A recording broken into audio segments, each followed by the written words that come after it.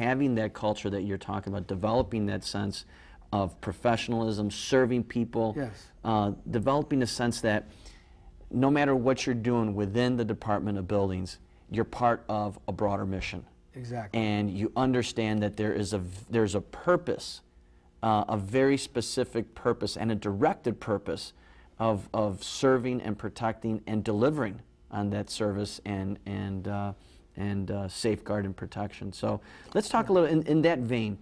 I want to talk, oftentimes when people hear, you know, the Department of Buildings, they immediately assume, okay, well, it's the folks who are going to give me a citation for not doing X, Y, and Z. And yes, that's part of it, but that's because we're protecting the public, and that would fall under consumer affairs. Yes. But let's get the full picture. I mean, I'm very impressed with what you've been doing in terms of the consumer affairs component of the Department of Buildings. Give us some of the highlights, and then let's go into let's delve into some of these topics. Well, a couple of things that we've done, and I know that if we haven't seen them on the screen, we're going to see our 3 satellite offices. Can we put that on the screen? I don't know if we have the and these are, so we have a total of 4 offices. We have can we get them on the screen, or for the addresses? We have the downtown office, which what's the address on that? That's 121 North Racine. Okay. City Hall. There we go. So it's 121 North. We have 121 North Lasalle Street in room 900. That's the downtown office, and then you have the street on the offices on 95th Street, Kedzie, and Addison. Give us, I mean, is there a distinction between the offices? What can people get at these offices, and how do they access service? Well, the great thing about those offices, obviously, Alderman, is that they're in the neighborhoods. Obviously, most of I think your constituents will probably take advantage of the Addison office. There is no difference in the what we do at the offices. You have trained architects who can actually help you with, say, an addition you want to put onto your house. We can work with you on that and give you help you with the plans. So this is really a homeowner assistance program. I actually recently changed it to get it back to its original mission, because what we had was, it started to lose its mission. I mean, it was made for homeowners. What wound up happening is you had other professional folks in there, and there's nothing wrong with that, except those people need to go downtown, because these offices are for citizens who need help.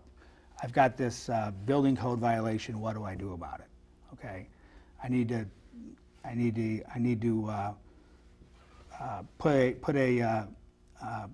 surround my hot water furnace, for example. That could be one violation. Well, you come into our office, this is how you do it, and we'll actually help you with the plan and draw it, and then you can get an easy permit to do it, many times online.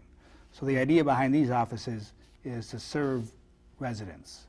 And do you have to make an appointment to go to one of these offices, the satellite offices? You do. We have changed the system where now you can actually also do that online. Okay. What's the, is that the cityofchicago.org? Right. /buildings? And then there'll be a big box there to say intake appointment.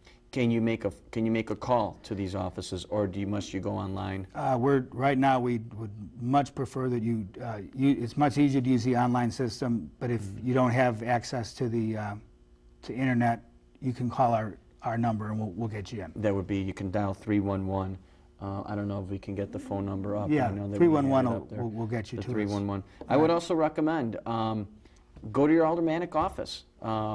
If you don't have access to a computer, and you want to navigate the system, you can also contact your alderman's office or visit your alderman's office. That's another service that we provide, and that's the collaboration that I was referencing earlier. And I'm glad. I mean, you know, here we're talking about the use of technology to better streamline the service. Now, you mentioned what other, so these are the easy permits. Correct. Again, and not to get too bogged down on technical jargon here, when we're talking, there are different types of permits. So when we're talking about an easy permit, we're talking about some very basic work. Right. We're not talking about brand new construction or a major overhaul where you're demolishing a part of the structure and going in for a new building. Exactly. Those more complicated permits are accessed downtown, correct? Correct. If you're going to do a do a gut rehab on your house, for example, that would you would need plans and an architect to draw those plans, and you would come downtown. Now, the as I said, we've made a concerted effort to get these permits out as quickly as possible, especially in today's environment, Alderman. I mean, we need as much construction as we can get.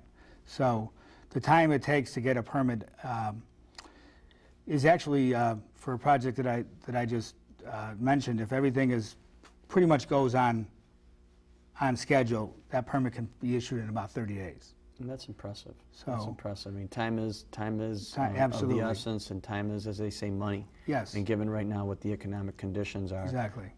It's critical that we get these projects on a timely basis. Right.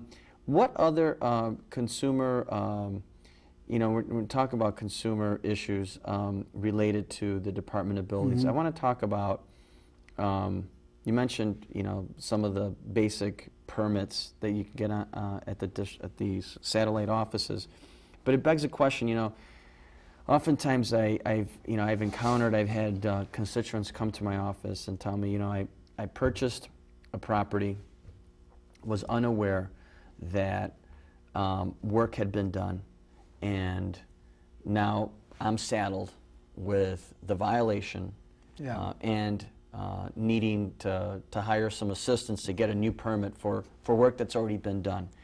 How can we, you know, and these are, you know, these are good folks who are buying oftentimes expensive property, right? Who don't realize, you know, that they have bought and now assumed this liability. Give us some tips. What should we? How do we deal with a situation like that? Well, I think the first line of defense would hopefully be the title company, but that often doesn't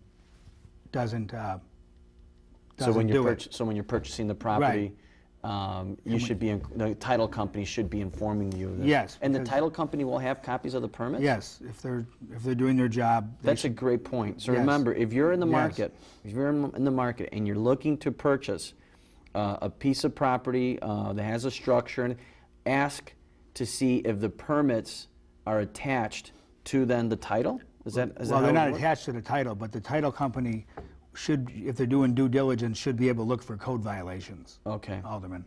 Okay. And then, because when you do buy a house, you are inheriting the violation. The violation. So, but the second thing I would say is. But what if the title company didn't catch the violation? Well, then you would have purchased a house with a violation, and the other thing I was going to mention, though, I think hiring a home inspector.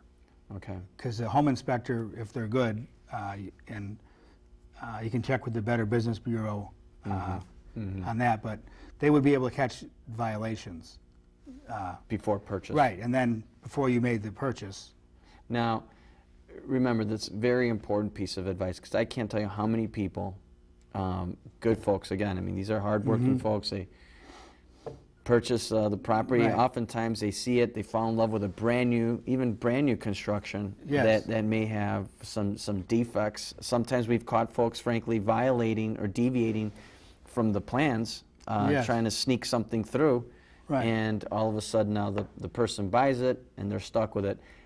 Get a private inspector, a licensed private inspector, to do a thorough inspection before signing the contract. Correct. Because those are, you know, that's right. That's the previous owner's responsibility. But if you don't do that, Alderman, and you do wind up with these issues, one of the things that another change in philosophy, so to speak, is if owner occupants, people that are regular folks buying houses, we're really looking to work with them as opposed to against them. So we got a program that we're actually increasing. It's been around for a while, called voluntary compliance. So if there's any kind of code violation in the house that's not dangerous and hazardous, that that you need to fix now, or else something bad could happen, you can, we're not going to